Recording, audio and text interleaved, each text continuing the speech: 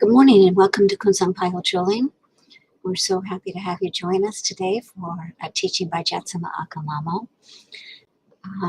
This one is entitled The Artistry of Dispelling Anger.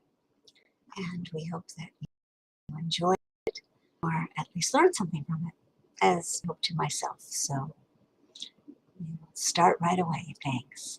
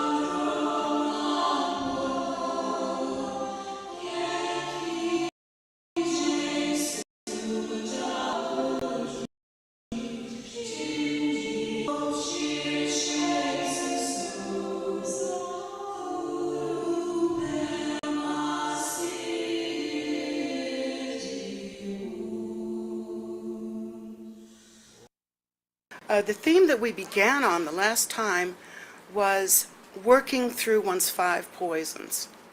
That doesn't mean working through one's 5 poisons. That means getting rid of them. In a sense, when we take to the path, we think that, oh, I'm going to be like the picture of the Buddhist where I get to sit on top of the Himalayan mountain somewhere all by myself, and eventually people will climb up and ask me profound questions.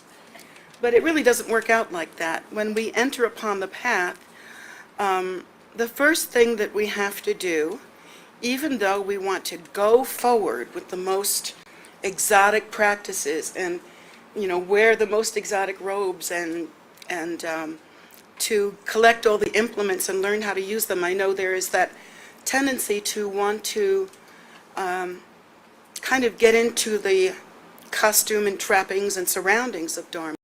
But really the first thing done when we enter onto the path is to take hold of, begin to think of ourselves as a warrior regarding our own poisons.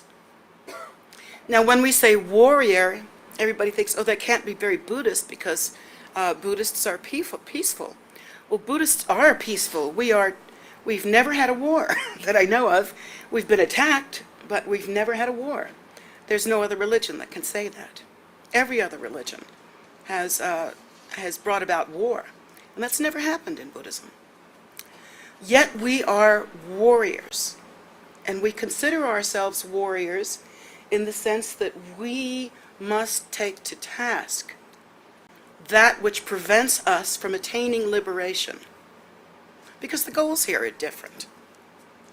In other religions, there are lots of materialistic ideas about possessions. Like how much land should a certain religion have, or how many pieces of gold should they collect, or whatever, that kind of thing. There is a certain materialism in it. But with Buddhism, there is really no materialism. In truth, students will give their last dime in countries where Buddhism is the cultural religion. Students will give their last dime to make an offering to the 3 precious jewels. There are many stories of practitioners whose generosity and unthinking faith, really, no, not unthinking, more like spontaneous faith, is so strong that even their last garment they would offer at the altar to give to the 3 precious jewels, knowing that it is so much more important to gather the merit of making that kind of offering than it is important to have a garment. But we don't know that, and that's the unfortunate thing, and that's why we must take ourselves to task more, I don't want to say harshly, because harshness doesn't help, but I want to say succinctly and directly. We have to take ourselves to task regarding our faults and our poisons. In other cultures, for instance, when I think of the Tibetan culture, that's a lot easier because there isn't that attachment to materialism. I mean, even in terms of the way the roots of the culture itself, without religion, they were a nomadic people. And they had things, but you couldn't carry much. You had your yaks and your yurts, and that was it. You traveled around with them. And there wasn't that much variety in food. There wasn't that much variety in clothing. It's true that the aristocratic Tibetans used to collect jewelry, some of the strangest looking jewelry you've ever seen, but it was intense jewelry. And that was considered a status thing, but for the most part, culturally, a Tibetan Buddhist would not have a hard time understanding that hatred, greed, and ignorance, and particularly desire, as the Buddha taught, keeps us revolving endlessly in samsara. We, unfortunately, are programmed quite differently.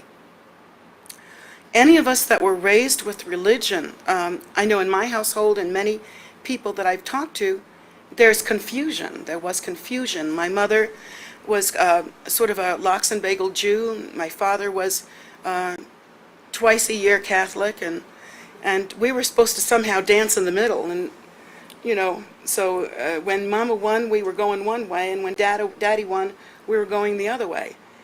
And somehow in that, a child, and I'm not crying here. I'm all right.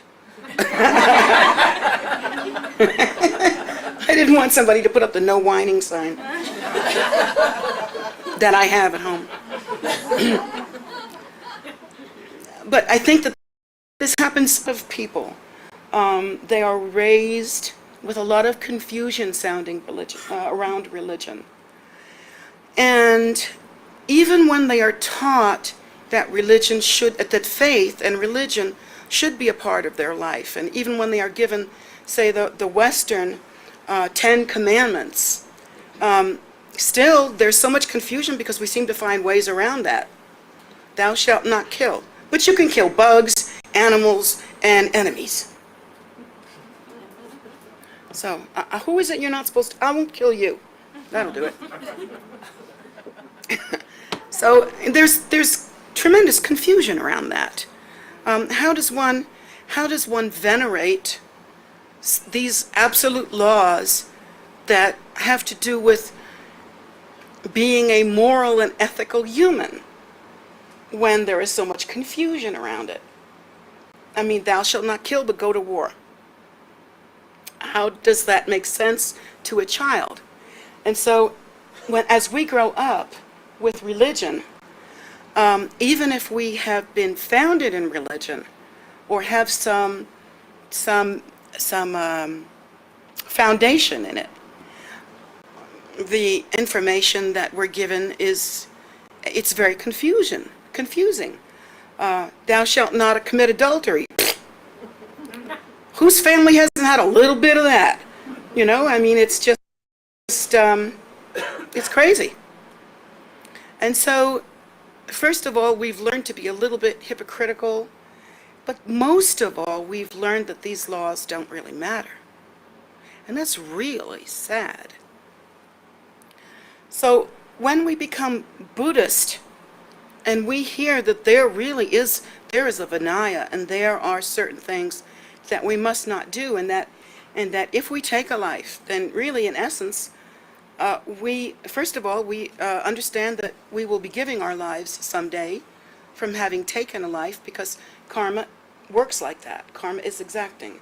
When the cause arises, the results arises interdependently and simultaneously.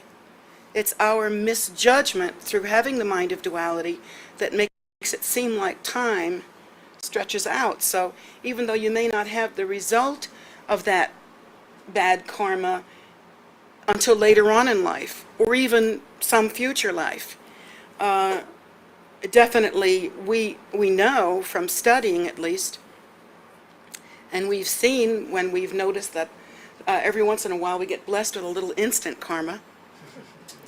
So we have sometimes the opportunity to learn, but still that confusion is rampant, really rampant. We want to practice Buddhism, so we take the teachings, we get to all the retreats, we see the right teachers, we try to do the practices, and yet we don't really change ourselves. It is an amazing thing to me that students can be on the path for so long and even try to go way to the completion stage practices, the Tsalung and then the Trekchot and Togyal, and go to those levels and practice those levels with some part of their mind, and yet the rest of them is somehow remaining the same. To me, that is probably the worst tragedy on the path. It's the one that makes me not like to teach, but that's the battle I fight with myself, I'm just being honest. And so what I'm proposing is that, first of all, I know we're getting older, but in truth, if you want to rush through Dharma, I have to say there's no hurry.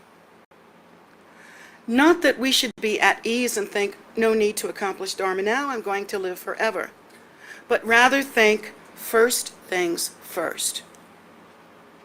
If you cannot handle your poisons, it is not time to move on yet. And I'm not saying either that you should use your poisons as a personal excuse not to go any further on the path. Because I noticed that some of us cowboys like to do that.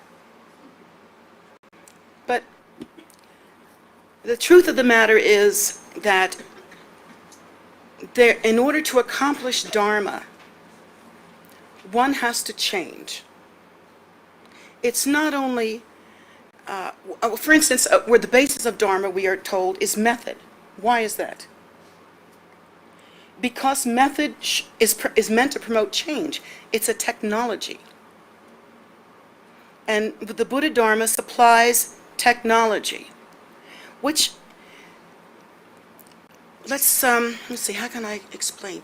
Let's compare it to playing an instrument. You can learn to play an instrument sort of academically, intellectually. You can learn to read music. You can learn the ins and outs of your instrument. You can learn how to blow it or pluck it or strum it effectively, whatever your instrument is. But it's another kind of artistic capacity or another kind of depth with the music that causes the musician to be an artist. They just there's moderation in the hand. You know what I'm saying? There's delicacy. There's heart in it. You can feel it. And I know that kind of artistry is you can't have an ego to accomplish that kind of artistry. You have to let go of that kind of egotism to allow the music to be realer to you than your own stupid ego. So Dharma compares to that, really, in the sense that it's not so hard to learn step 1, step 2, step 3, and you can go through the whole course. We can put the Shedra up, and you can go through the whole course, and we hope to do this. But if we do that in an unthinking way, we're never going to be an artist regarding Dharma, and most of all, who cares about that? Most of all, we'll never really accomplish it. We'll never really accomplish what Dharma is meant to do. See, there's no confusion regarding Dharma. It's spelled out that conduct is everything, that working with one's poisons is everything. And there are no modifications on not killing. Not killing is all pervasive. It means bugs, it means worms, it means enemies. In fact, we are the only ones that I know of who are taught to raise our enemies in loving concern higher than ourselves. Not that we do a personality cult thing, you know. We get up and do the wave every time we see our enemies. It's not like that, but it's like, if our enemies are harming us, then they must be harming themselves also. So our compassion for them should be even greater. Tibetans that were thrown out of their own country, that were killed, that saw their lamas abused, that saw their lamas murdered, that saw their text being walked on by Chinese boots, their precious Dharma text, and then many destroyed, as Paus destroyed. And yet, because their culture is so different, rather than going to war or hating, from the Dalai Lama on down, they all say, the Chinese are our gurus. They've taught us that we must have had some fault, or we wouldn't have been thrown out of Tibet, or there wouldn't have been this huge problem. That's the way Tibetans think. They think, oh, now, maybe the problem was that we kept our faith to ourselves, and we're happy just in our country, Shambhala, you know? And so the Lamas said, go out and teach others. This is what we must do. And now they are grateful for that happening, although, of course, we want Tibet back. No doubt about that. But they are grateful for what happened there, for what they learned, for what they taught. It is no less a travesty. It is no less genocide than it was when it happened. Yet, this speaks to the quality of our faith. This speaks to the quality of our practitioners and our lamas. And so, and now that we see it, we see that in fact it was the Chinese that sent Buddhist lamas around the world. And so we find out that there are never any exceptions. There were powerful practitioners at the time whose blessing was so strong, and I've heard stories about this from the other lamas, whose powers were so strong that they would go out when the Chinese were shooting, and they would stand in front of people with their robes out like this to protect them. And then they would come inside and shake the bullets out. Because their blessing was so strong, their power was so strong, but they never fought. They died, but they never fought. And there were many lamas who knew when the Chinese were coming and it was hopeless, they simply did poa and left. They didn't wait they knew the Chinese would kill them. And so rather than allow the Chinese to take on that non-virtue, they did poa and pet, they left their bodies. And what was that year when the Tibetans came into China? And the Chinese came into Tibet? 49. Oh, it started in 49. I was born in 49. So that's what happened there.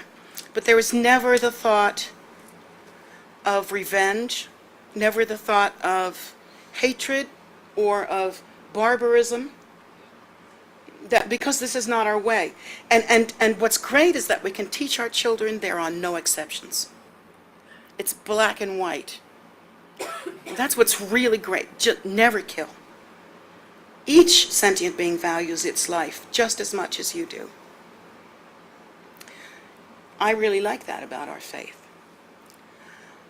The problem that I see in people who are trying to defeat their own poisons in this lifetime, even you guys sitting here whose faces and hearts I know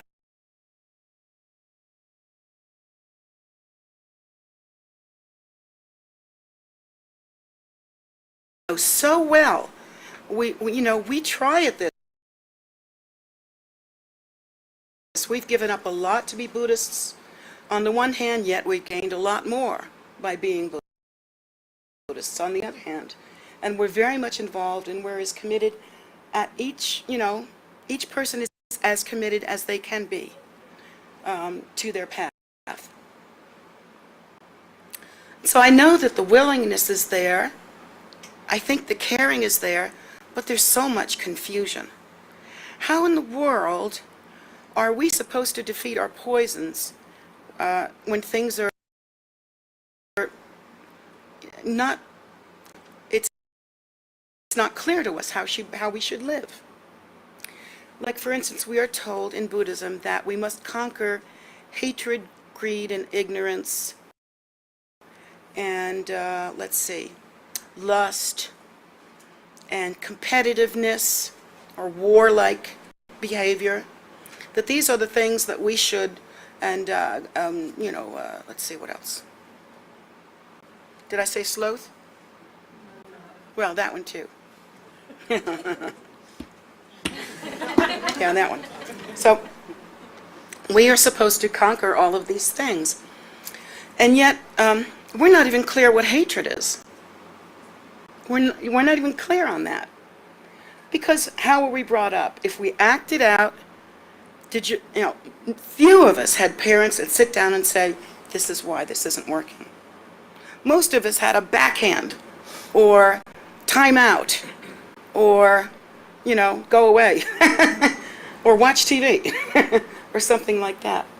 But there's never any clarity because we ourselves don't understand.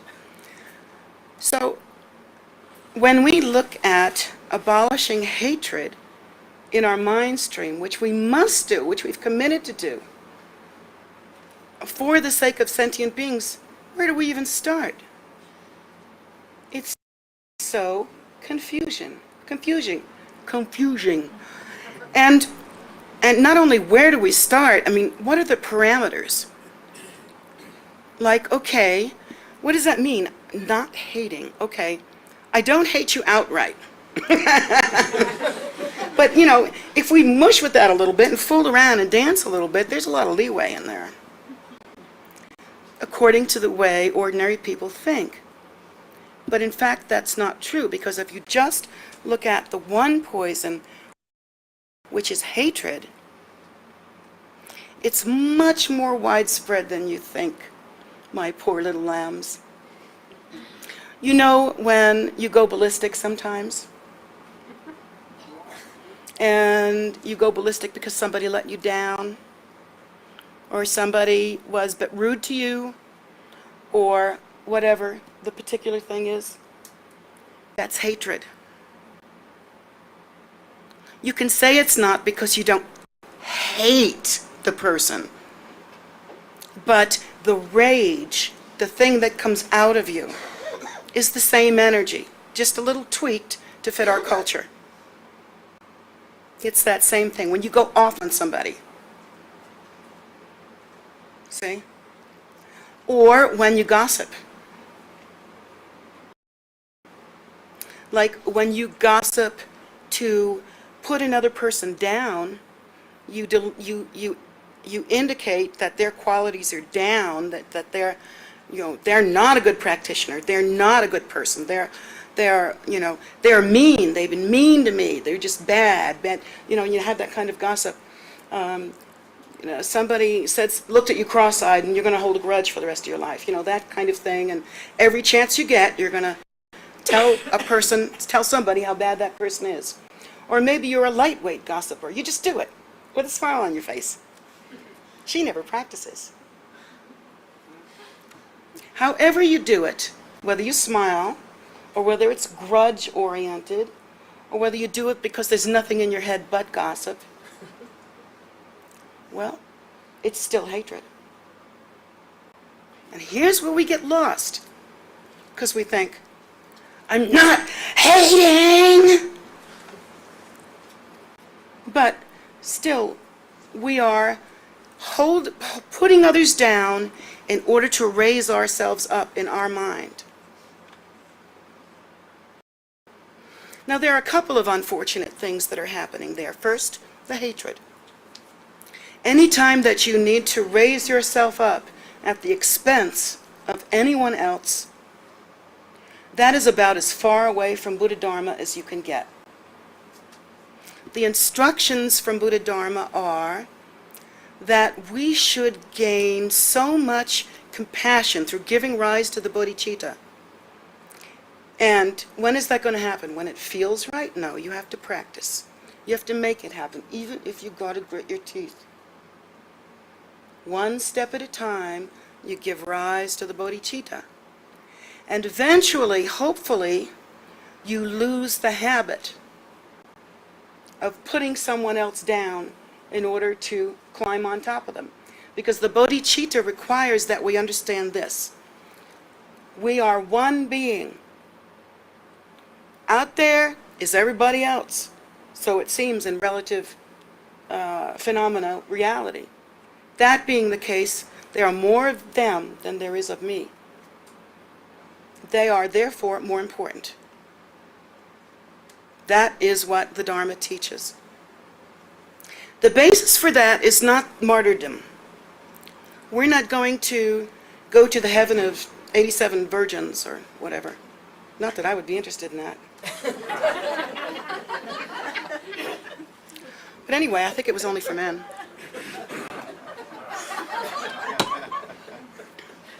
You know, that's not going to happen to us.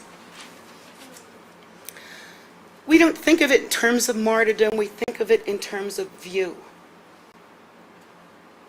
According to what the Buddha teaches, the idea of duality, the idea that we are separate, the idea that time and space are separate, the idea that mind is separate from time and space, these are all the confusions that we live with.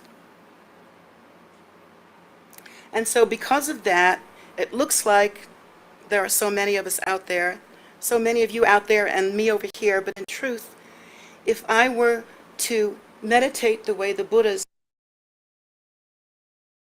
and Bodhisattvas meditate, like with pure Dzogchen view, I literally could not find a place where I end and you begin. And so I am you. I look into your eyes and I see Guru Rinpoche. How much do I love Guru Rinpoche? That's how much I love you. Like that. And so sometimes I have the occasion to speak very harshly to my students. On occasion, I have had to, figuratively speaking, slap them around. I mean, really. But you must know that there is not even, here's a half of a piece of rice right here, not even that much hatred in that. None whatsoever. When I come to the point that I feel like a student needs a spanking, it's because they are at like a probability point. It could go this way or it could go that way. And I like to whap them over that way. And that's my job, is to keep an eye on those probability points. But for most of us, when we are wrathful, or it's angry, it's not wrathful, it's not righteous wrath, you know, in order to help that person. The only time I can see where it would be useful for an ordinary person to be wrathful would be to maybe and else to stand on their own 2 feet, or to be less dependent, or something like that. Now look, I really want you to do that, and you can talk sternly. But otherwise, what excuse, where in your life should hatred be?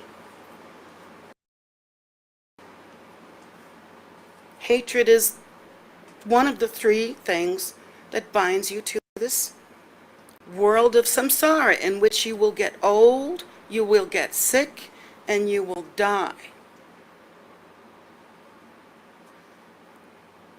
And so we are taught that we must handle this hatred. So when we approach hatred and look at it, we have to really examine our habitual tendencies. we can't just say, you know, I'm not going to hate anybody, or it's kind of like a recovering alcoholic. It's difficult, very difficult, to just say, I'm not going to drink anymore. I'm going to use willpower, and I'm not going to drink anymore. You know, they say some people can do that, but most people can't. And why is that? Because you have to learn about yourself. Because there's a reason why you drank in the first place. Because you have to learn to look inside of yourself and see what's in there, and you have to work it. What do they say in the program? It works if you work it. What do I say about Buddhism? It works if you work it. It's the same deal. We are addicted to our habitual tendencies like a bunch of alcoholics. That's why I love recovering alcoholics, because I feel such a kinship with them. And it's beautiful that it's so obvious to them that they're recovering addicts. Those of us that are like, maybe have a little shot every now and then or whatever, a little wine every now and then, or we're teetotalers, or, you know, we think, oh, well, I'm not an addict. Oh, I'm pure, because I take vitamins and I eat bananas and, or whatever, you know. But I tell you what, it's that recognition that from the point of view of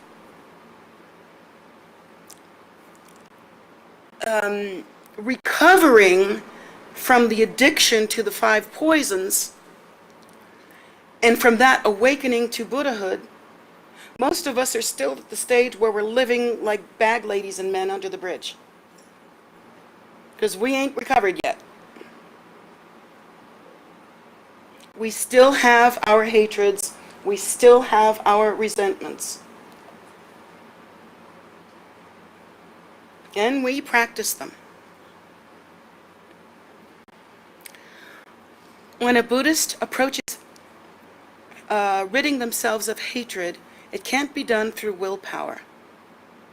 It must be done through understanding, through practicing, and ultimately through attaining view.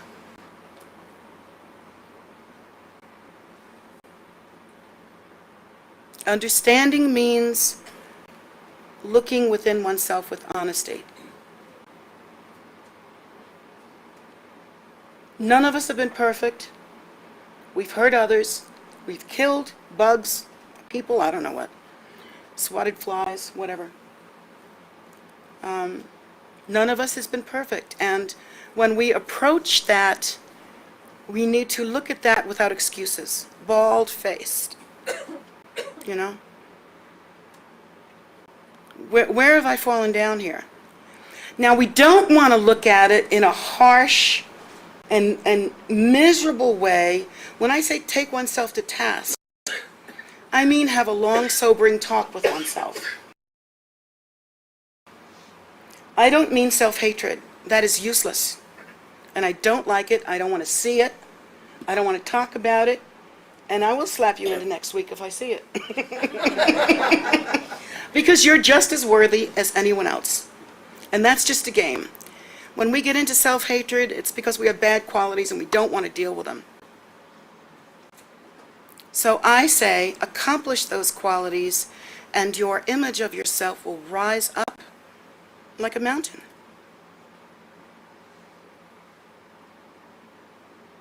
Most people that have poor self-image are stuck in a kind of fearful narcissism, where they do not respect or understand what is outside. They do not respect or understand what is inside. They can't tell the difference between outside and inside. And they are so internally focused on their own needs, wants, and dramas, particularly dramas, that it is really very difficult for these people to step out of their shell. It's like a shell of narcissism, and begin to truly try to be of benefit to others. This narcissism, this kind of fearful self-absorption, often is one of the causes of a kind of hatred. If you are fearful and self-absorbed in your own drama, and it's really ultimately, when you trace it down, pretty much all about you, you know. If you have that kind of thing,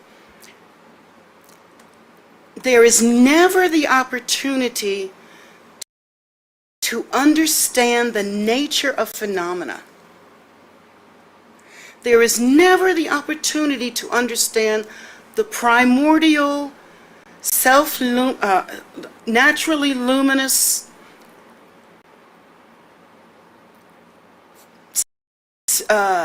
wisdom state that is our nature. Because the drama is so, you know. And there's even a posture with that. The people that have that kind of thing, as they grow older, their bodies tend to go like that. Do you know what I'm talking about? It caves in like that. And it's the protect that we're doing of something that we feel is inherently real. Ego.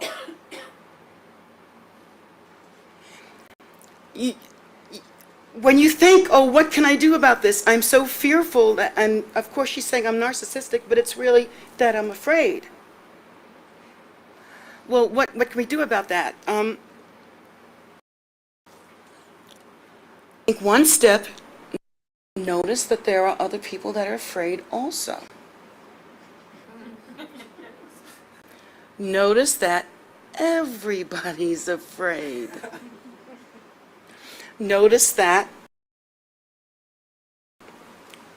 there is a humanity that we share, a brother, sisterhood, a humanness that we share, human experiences that we will all have together. We will grow old. We will be sick. We will die. This is the condition that humanity shares in samsara. And so learn to recognize in others that connection, even if it's a sad one, that we all suffer the same, and we have the same wants too.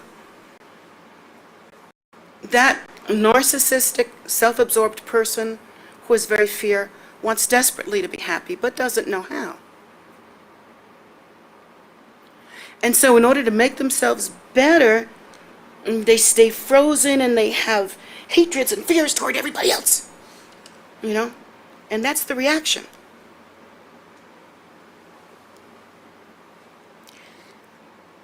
Now, we want to start, of course, with knowing oneself. We learn to know oneself. We learn to see how we function. We try to trace it down a little bit. We try to really see what our habits are, really look at them honestly. No pity parties, no anger, no nothing. Just look at them. How's it going to hurt? Just look at it. You don't have to do anything about it, just study it. And then after that, we begin to apply method. We have method. We have method out the wazoo. Still and all, people will come to me and say, what should I do about my fear? What should I do about my anger? All right, let's go over it again. And we've been together like 18 years or something, haven't we? But it's like that. We still have that where, yes, but it's different for me. I'm special. It's part of my narcissistic self-protection. So we have method, and method says, first of all, listen to what the Buddha taught. First teachings the Buddha gave after he was liberated. He said, All sentient beings are suffering. Suffering is all pervasive in samsara. And yet, all sentient beings are trying desperately to be happy. Even the one who's caught up in their fear, even the one who's caught up in their hatred, that person also wants to be happy. And so what we have to do is begin to really listen to what the Buddha taught, not what society said. And Lord goodness, please, not what your mother said. Because I don't know what has spawned you people.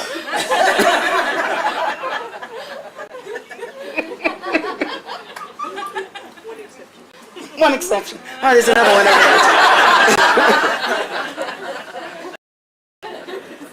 there. There's another one. But we really, we have to begin to apply method. We have to begin to understand that suffering is not personal. It's samsara. You come to me and you're saying, I'm suffering. Well, no shit. No shit. Guess what? Me too. You know, I'm suffering right now. Just kidding. Sure you are. That's why I want you to get liberated. And that's why we should practice Dharma. And to that kind of person you say, yeah, you are suffering. That is the condition of samsara. Look outside. Everybody's suffering, even the ones in the best condition.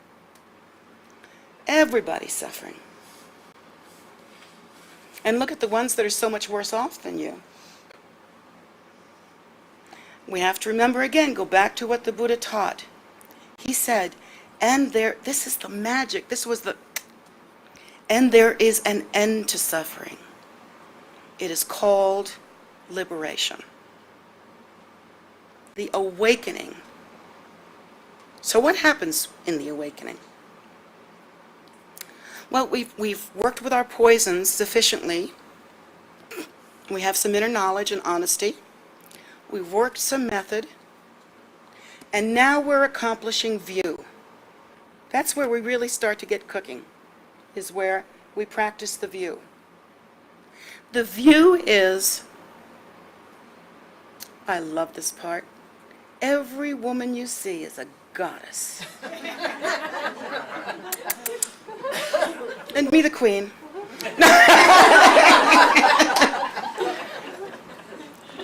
That we see that all beings are Buddha. We see that the females are goddesses. Whether they look like goddesses or act like goddesses, in their nature, they are Tara. In their nature, they are, as are you, the primordial, pristine state. We look at men, and rather than list their faults, which most of us do, we look at them and think, this is Buddha. When you think of your husband, your child, your friend, your enemy, and even President Bush, you think, yeah, this is Buddha in his nature.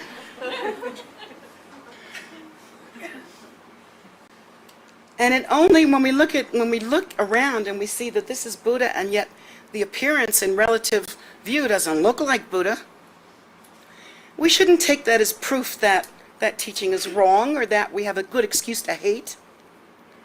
We should take it as a reasonable display of the fact that we are lost in samsara. Here we are in our nature, the very Lord Buddha. When we awaken, we are Buddha. In Buddhism, we are taught there is the ground, the path, and the fruit. All three must be present in order for liberation to be possible. And this is one way in which we understand our natures. The ground is the basis of accomplishment. If you did not arise as phenomena from the fundamental, primordial, self-luminous view, if you did not arise from that, if you were not the very bodhicitta in its display form, if the Buddha seed did not rest within you, if it were not so that each and every cell of your body is replete with the entire mandala of peaceful and wrathful deities, if that were not true, there would be no basis for accomplishment. But in our nature, we are Buddha. That is the basis. And then there is the path. The path is as important as the basis. Because while we have the Buddha's seed, we may not have method or a way in which to awaken to that or to bring forth. Well, there is no bringing forth. It is what it is, to awaken to it.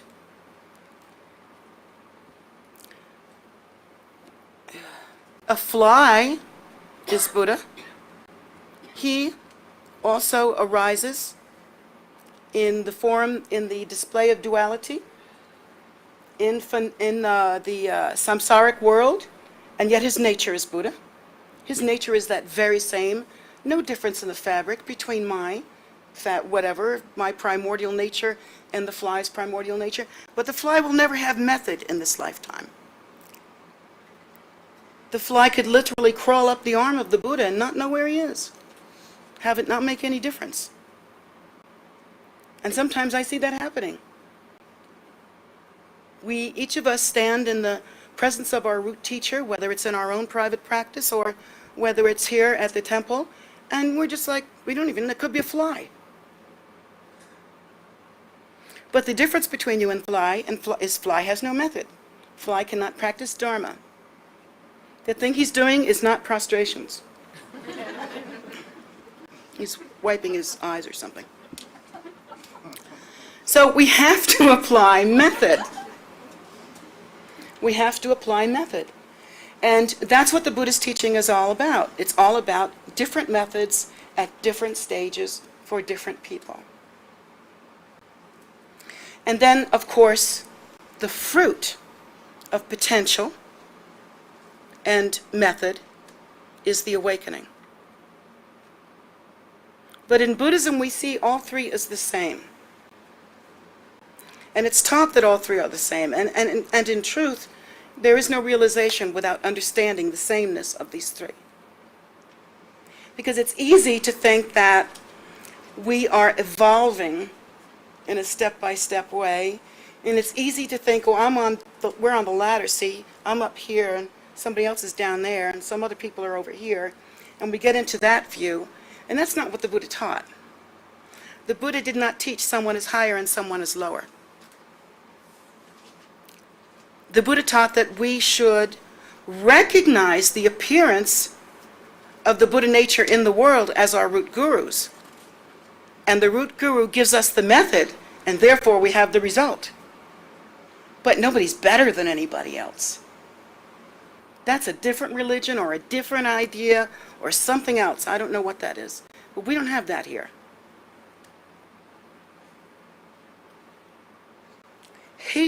Ridding ourselves of hatred is based on that kind of thinking, kind of view. Really understanding the Buddhist teaching. That there is the foundation, the method, and the fruition. And that is the path, succinct, boom, right here. This is it. And we understand that, again, according to the Buddhist teachings, we are all suffering. We all are in the same place. Here we are. Even the people that are not in this room, we are in samsara together.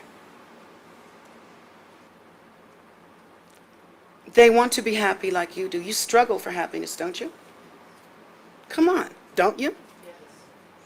Every day. every day. And we do it sometimes rightly or wrongly. It's a mixed bag because we lack understanding. But this is the method, is to recognize that all beings wish to be happy. And if there are three people sitting in front of you, 2 or 3 people sitting in front of you who are unhappy, you come out of yourself and try to help. You know, efforts like that are what moves us along on the path, not just doing the fancy practices and knowing the fancy words. Of course, we do not achieve realization by deeds alone. That is a long and difficult path. We have the Dzogchen path, which is so remarkable in that it not only gives us method and the opportunity to give rise to the bodhicitta, but we also are given the wisdom to understand the empty nature of phenomena. Through that method, we can understand that it's kind of like, in samsara, we're in a bit of a bubble or an echo chamber. It's kind of like that. Unfortunately, it's also the nature of samsara to be somewhat blinded to that. Again, we are still asleep. It's like a dream. It has a dream-like quality. You know how in dreams crazy things happen and it's okay, it makes sense somehow? Like you could be somewhere and then you're somewhere else and it makes sense. That dreamlike quality exists right here and right now. We literally do not understand that when we gossip about a fellow Vajra brother or sister, or put them down, or any sentient being of any quality, that we are at the same time, we create that energy, that cause. Somewhere in samsara, the result is also being born. Right then. Something will change because of that hatred. Now, we often don't see it immediately, but it comes back to us, and the way it comes back to us is according to our conceptual belief. We believe in relative phenomena being solid as it is until we become practitioners, hopefully. And so when somebody sends a negative energy at us, like their anger, we think, oh, it's coming from them. Everybody hates me. But in fact, what has happened is that you have sent out hatred. It echoes back, and it will come through somebody else's mouth.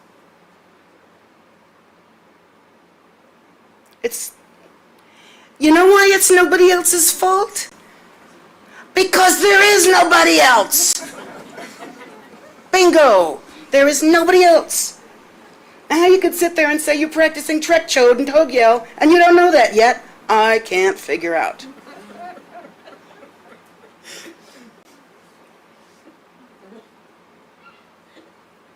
We must take responsibility for our experiences. How will we ever awaken if we do not understand the unhappiness that comes to us is of our own making? It may have been in the past, deep past, in some past life. It may have been recent. I see you guys creating the causes of suffering all the time.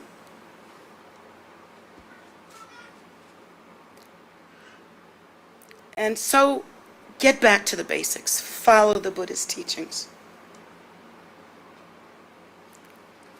To antidote hatred, and I know hatred's my big one today, okay? And then we'll do greed and ignorance some other time, and the other ones as well. To antidote hatred,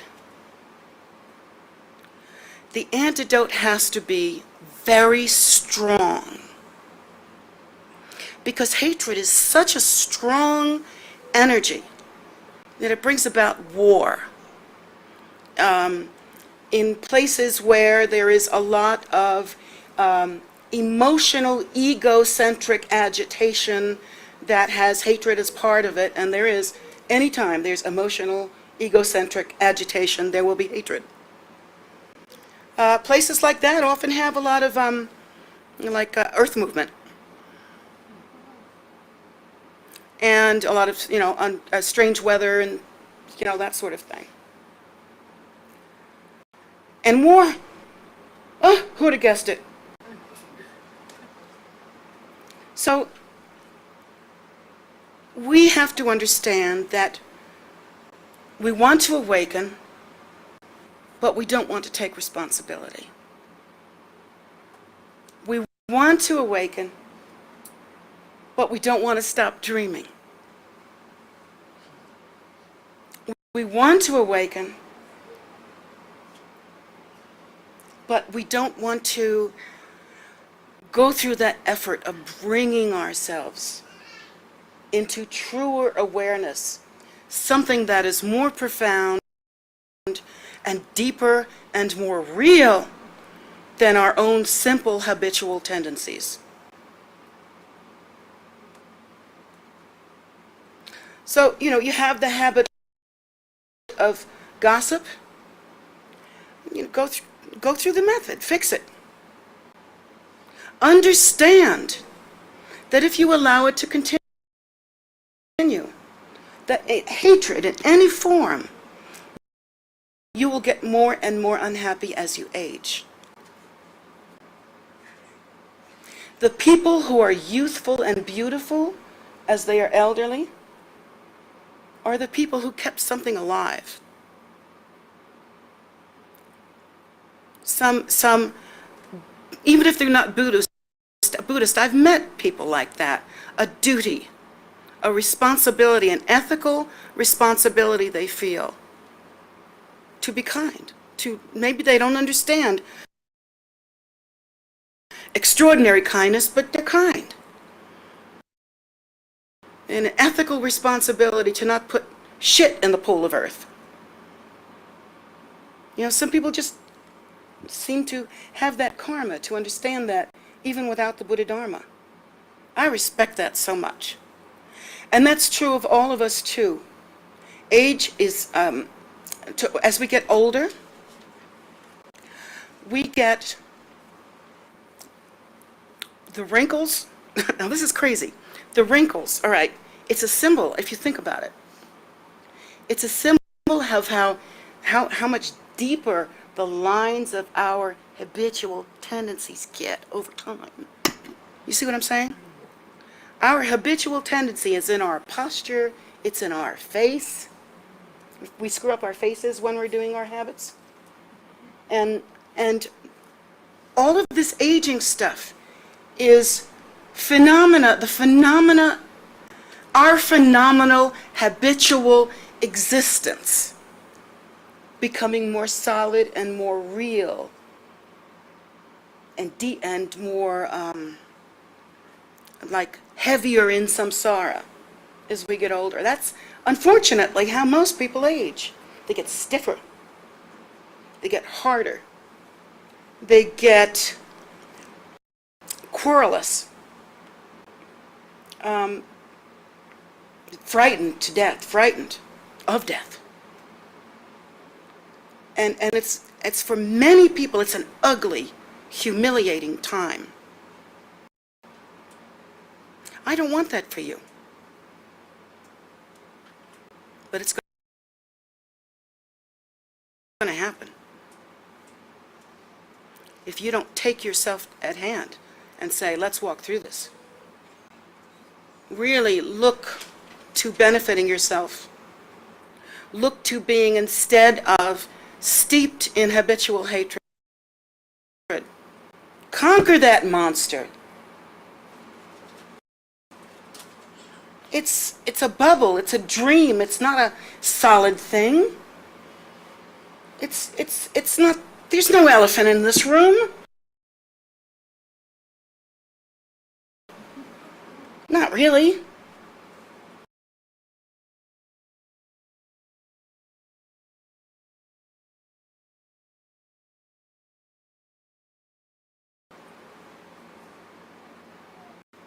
we have to practice away from that. Practice instead, start simple. If you can't find anything good about a person, first of all, that's your fault right there. If you can't find anything good about the person, make it your business to find something. If it's just you like the way they tie their shoes, and work from there. And if that's where you're starting from, let yourself start. If that's what you have to do, forgive yourself and move on from that point. But start. If you can go a little further and understand through practicing and contemplating and through the method that we teach here, that all sentient beings wish to be happy, and that in their nature they are the very Lord, and that there is an end to the suffering, and that is liberation. And if with understanding, we can then give rise to the bodhicitta in compassion. Because for myself, I studied you. I studied sentient beings. I must have done it in another life because as a child I knew this. I sort of woke up from my childhood knowing that all beings are suffering. And I understood somehow that it was a spiritual thing and that they needed love no matter what it looked like. No matter what it looks like, they needed love. That was as a child, I understood that. Now, as a woman and a practitioner, I understand what the Buddha has taught, and it's the same. And I understand that my fervent prayer is that should I leave a footstep in this world, it will be a living display of the bodhicitta.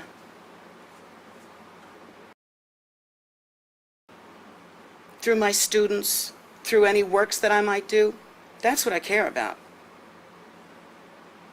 And each one of us should participate in that dream. If you're really my student, then you must care about putting forth, we should all care to advance the aspirations of our teacher. That's a part of Vajrayana. We may not individually have the power to give rise to a stupa or to give rise to an ordained sangha, but we are part of that. And we should take responsibility of making that dream come true. My dream is love. It is bodhicitta.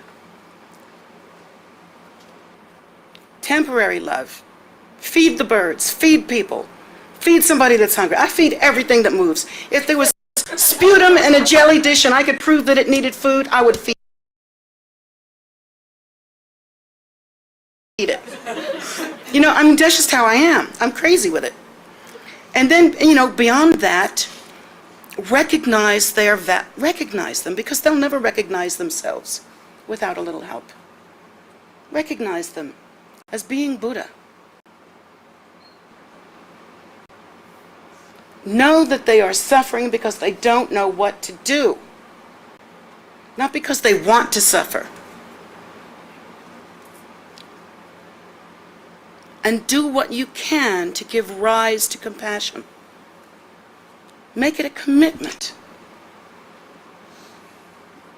Disallow those rage things. Disallow that anger that we have to have, where we have to go and punch a wall or something like that. The way to do that is to get a little space from it. No suppression. We don't like suppression. Suppression is bad. It makes us all crazy. And we're crazy enough. You work it, you work it, you work it.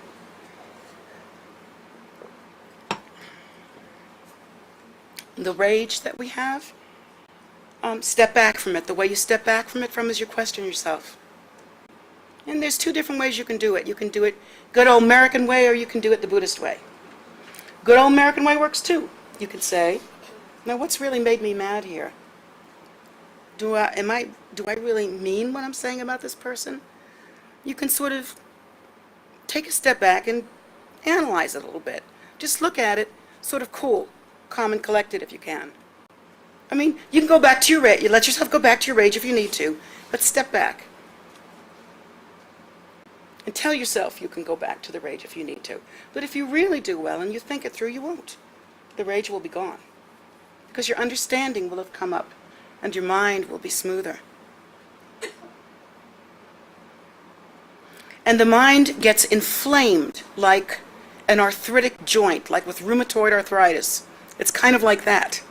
The mind gets inflamed. The more we are emotional, up and down, and full of hatred and judgmental and gossipy and stuff like that, the more inflamed the mind gets, the more unhappy we get, and the more we blame other people for it. And the more unhappy we get, and the more inflamed we get. That is the cycle of samsaric existence. And then, of course, you can do it the Buddhist way. And the Buddhist way is, wait a minute, where is this anger? Show me the anger. Okay, it's coming out of my mouth, but I can't quite hold it. Where is it?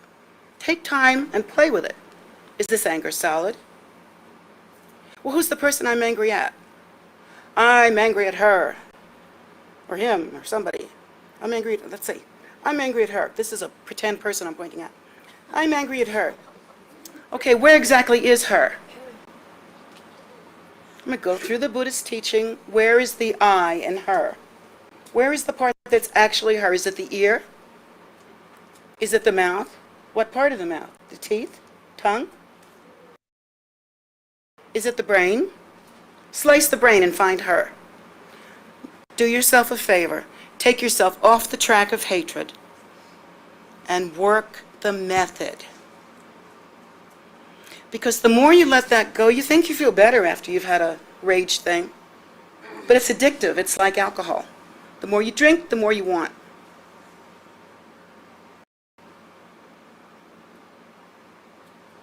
The thing to do is to keep yourself from that by stepping back, taking a breath, and examining what you're doing. Just examine the basis of it. Just take a minute and examine the basis of it. Over time, it'd be very hard to do it first. Very hard to stop yourself, first of all. But you must practice and you must learn. And the first time you're successful at it, yes! And the second time you're successful at it, yes again. And the third time it's a little easier. And then you begin to start noticing things. And it's a step upon step upon step sort of building process of awareness of what is actually happening. Because in fact, there is no enemy, there is no self, there is no anger, and we just need to wake up to that. Our nature is the pure primordial luminosity. That spontaneous nature, which is utterly empty and absolutely complete. That emptiness which is not empty, within which is all phenomena, all potential in that emptiness. And so that emptiness is our living, dynamic nature.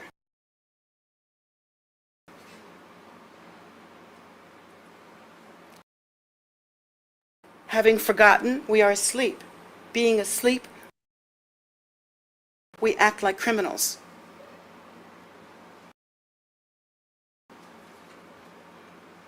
While we should be acting like the celestial deities with the Vajra pride that we visualize, giving rise to those good qualities of helpfulness.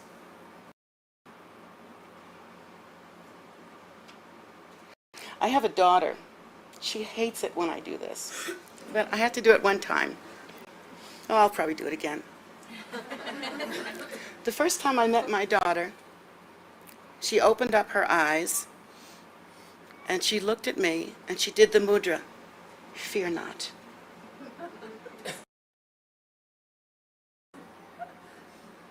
That was real. And when I brought her to His Holiness, he said she must have done a lot of practice. She must have really practiced in order to meet with the Dharma under these extraordinary occasions so early in life, and to have this kind of life steeped in Dharma. To be born making mudras is not easy. You have to practice. You have to practice now while you are alive.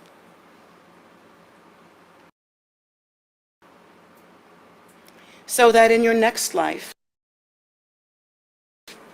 when you do return, it really will be for the sake of sentient beings, in order to be of benefit. For myself, I have made that commitment. I made it a long time ago. There's no backing out now every time I try.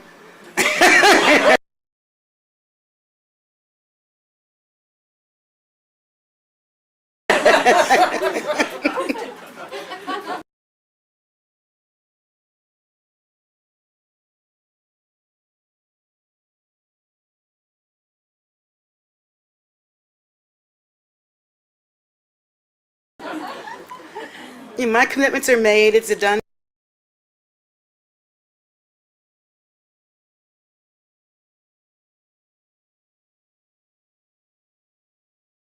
deal. I've always known that. And my aspiration is to leave the footprint of bodhicitta every time I incarnate. To leave it so that it's undeniable. And to allow and to help others so that they can leave that same footprint. And I don't intend for that ever to stop until all sentient beings are free. Now, why is that? Is it because I'm such a great kid? Am I such a doll? I'm such a wonderful person? That may all be true. But that's not why. It's because I cannot be truly free without you. There are many kinds of gurus of different kinds who are self-realizers. They realize mastery of self. But that is not our gig here. That is not what we do in Buddhism. At least not Vajrayana. We don't do that in Vajrayana. In Vajrayana, our goal is to understand and give rise to the primordial nature in display, which is the great bodhicitta. End of story. And so, I will not abandon you. I cannot abandon you, because you are me, and I am you, and I cannot be free without you. And that's the understanding we should all aspire to. In our selfishness and our self-absorption, we forget. And we commit this abomination of even fighting with each other. When if we could only truly look in each other's eyes, if we could truly see, we are the same, we are the same, we are the same taste.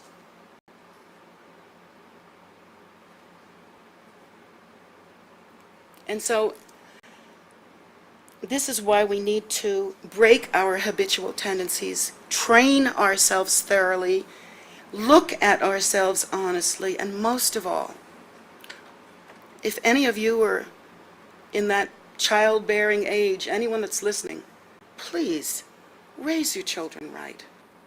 I'm not going to look at you guys. I'm finished. Raise your children right. Teach them responsibility for what they do, not for the household chores are one thing. Teach them to clean up their own messes. Teach them that pencils were made with erasers for a reason, so that we can correct ourselves. We can erase our mistakes and correct them and make better. Teach them ethics. Teach them the ethics of liberation. The reason why we have such so much difficulty in teaching people proper values and how to stick with the beginning stages of the Buddha Dharma, which is about virtue and conduct. The reason why that's so hard is because most of us weren't raised up. We were kind of dragged up, you know? We weren't raised up with thoughtfulness and regard and respect. Many of us were just kind of fed and watered and, whatever. And when you raise a child, you must teach the child to be a good citizen in the world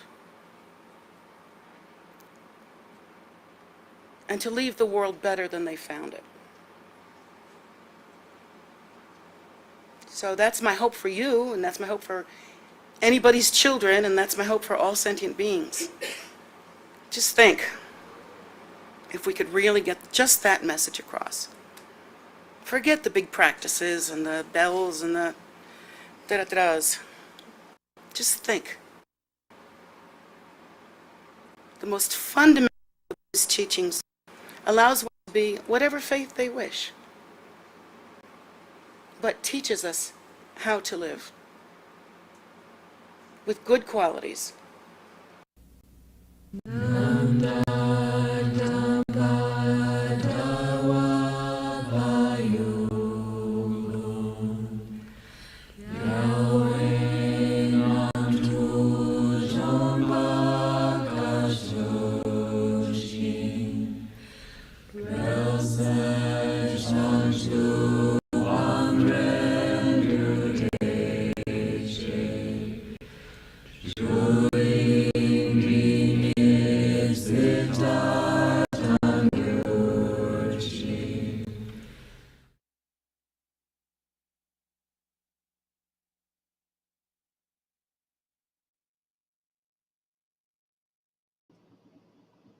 Thank you all so much for joining us today.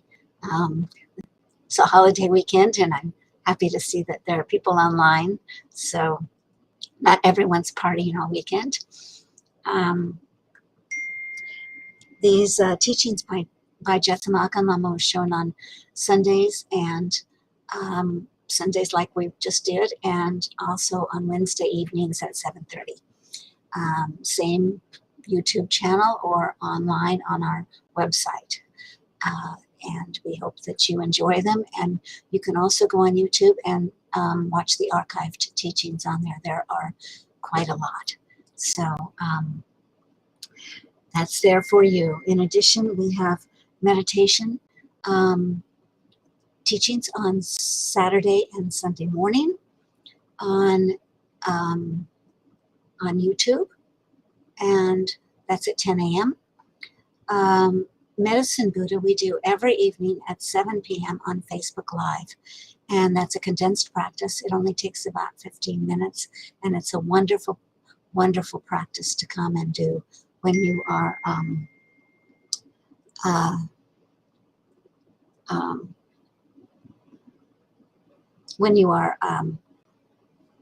wanting to have prayers and wanting to have some support in your prayers.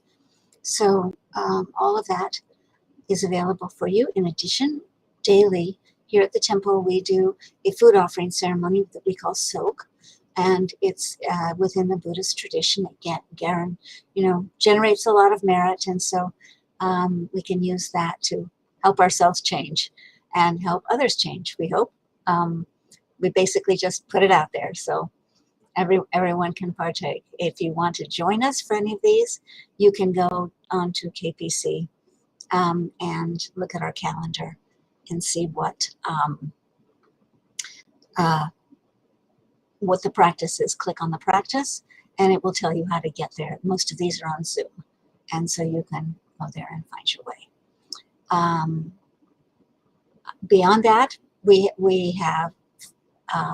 We hope you can come and visit especially on good weather days, because the outdoors is just beautiful, and there are statues and stupas and wonderful walking trails and places that you can relax and meditate and find a spiritual center in this crazy world. And that's all available to the public, dawn to dusk outside, every day. The inside isn't open yet due to the COVID, but we are, we just don't know. As soon as we open, we'll let you know. We hope it'll be soon. So come visit for the outside. There's also animals that you can come and, you could pet the pigs, the chickens. They are just all really friendly. And there's also parrots, which you can't pet because they wear bolt cutters on their face. But they are beautiful, and in good weather they are out, and you can enjoy their company as well. So make this a place, put it on your list, come out and visit as often as you can. We love seeing you. We love having you here. We can't wait to have you inside, outside, and everywhere. But right now we can have you outside, so that's available. Please come. See you next time on Wednesday night. And thanks again. Oh, I should tell you, if you want to make an offering to Jetsunma, it's in the chat. You can offer to her directly, since having received a teaching at jetsumagift@gmail.com. So that can be something you do. And if you have any questions ever, just email us at kpc@tara.org. So enjoy the day. Stay safe. See you next time.